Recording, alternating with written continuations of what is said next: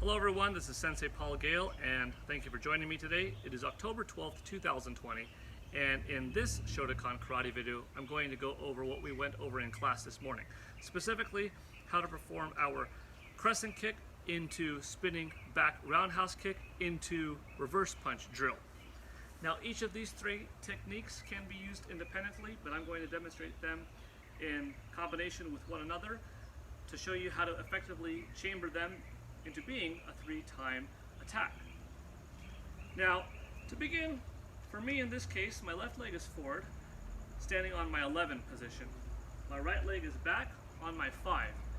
I have a shoulder width distance in between the 2 feet. My left hand is up as high as my shoulder height. My left elbow is a couple of fist distances between my abdomen and where it's standing. My right fist is guarding my stomach zone. Now, there are a few different crescent kicks. The one in particular that I'm going to show now is a very straightforward trajectory in association with pivoting the left foot. So I'm turning at an angle. Now, normally, before I do that, this would be a typical roundhouse kick. This would be a typical crescent kick with narrow trajectory going forward. And that's because I don't want to turn my face. Pivoting the left foot isn't necessary in this case, because we're not turning. How I'm going to show it to you next, though, involves turning your head. And you may wonder, why would you leave yourself exposed to your opponent? In most cases, you would not. But that's because at this point, my weight distribution is shifting from being even to right foot, so my left heel could come up, spin around, I land, reverse punch, and come back.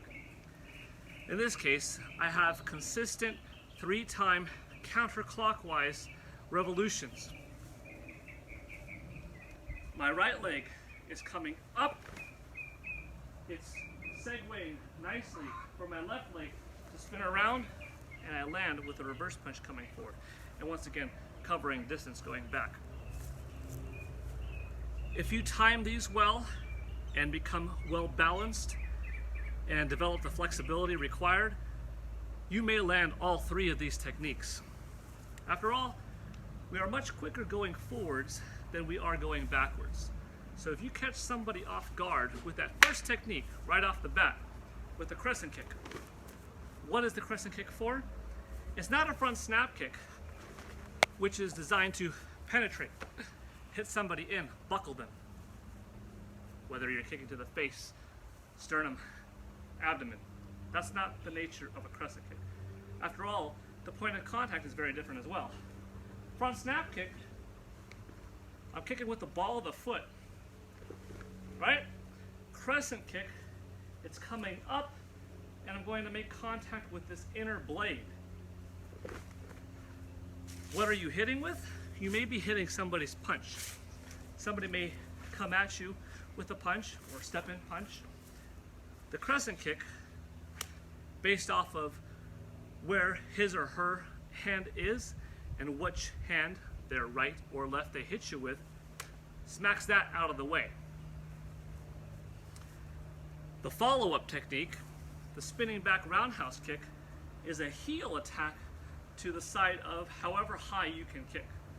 Crescent kick followed up with heel to the face height, possibly to their shoulder, maybe their abdomen, and with this spinning momentum, landing with a reverse punch. I'm not wide opening up, showing my opponent that I'm about to kick them. Perhaps their hand is not punching me, maybe it's just kind of getting lazy and chilling out to the side. And that's why, if their hand is here, I see that hand open, and that's where I decide to go in and attack. Me carrying forward with this momentum, if you are quick enough, if you are stable enough, if you are flexible enough, and you get your speed, your timing, your focus developed just right, he or she may stumble back. Now, you may or may not hit them with the first technique, and that's why this is a 3-time designated attack. Coming up with the crescent kick, my intention is to hit his or her hand out of the way. Now, since I'm giving my back to my opponent for a very brief moment of time, I'm right away looking over my left shoulder because I'm preparing my spinning back roundhouse kick to follow. 1. Now in reality, this isn't a 2-time technique. This is 1, 2. It instantly falls into one another. So it's 1, 2. And you see, I carried a lot of distance going forward, and now I would just reverse punch as my follow-up. If I missed with the crescent kick, and I did not hit his or her hand, I'm already preparing for that spinning back roundhouse kick and reverse punch to be in succession. That spinning back roundhouse kick, depending on its height, if they block or if they dodge back, if they're fortunate enough, they didn't read you well, or you just simply didn't have the flexibility to kick them, you were a little bit off balanced, whatever the case may be, following it up with the reverse punch further increases your chances of landing one of these techniques. Let's say, hypothetically, I missed their hand. They dodged back. Did they also miss my reverse punch? Possibly.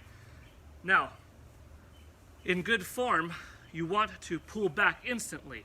So whether you hit or did not hit on that final third technique, which was your reverse punch, you want to come back into sparring position. One, if you're doing this in a tournament setting, it's out of respect for your opponent. If you nailed him or her, if you landed such an effective technique, missed, landed, come back.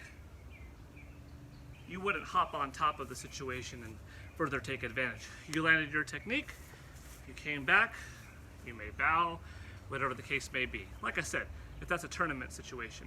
Now, if it's fighting for your life type of situation, you may adjust accordingly what you do next, whether you run away, whether you still get yourself to an appropriate distance, or if necessary to continue acting.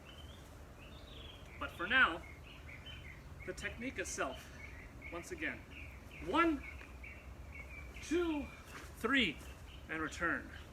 From this perspective now. Ready, crescent kick comes. Ideally, I hit his hand out of the way. I landed my reverse roundhouse kick. I landed with my reverse punch, and I come back. From this perspective, ideally, crescent kick landed, reverse kick rounded, boom. 1, 2, 3. Again, you're fighting, you see the person's hand drop, maybe you see the person's punch coming in, and you time it, that was 1, 2, 3. Coming at you again from straight on. 1, 2, 3. Now from the back, you see my foot's on 11, my right foot's on 5, and I'm 1, 2, 3.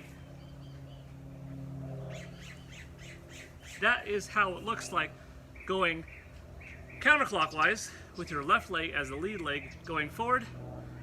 You're spinning right foot, left foot, right punch. The opposite is true for the other side. The same is true, I should say. Right leg forward in this case, left leg back. Left leg is moving from 7 up, crescent kick. Right leg swinging around, followed by reverse punch. And once again, always covering back. I hope that gave you a more clear understanding, a more detailed breakdown of these 3 techniques. Thank you for watching, keep up the good work, and I will see you all next time. Bye.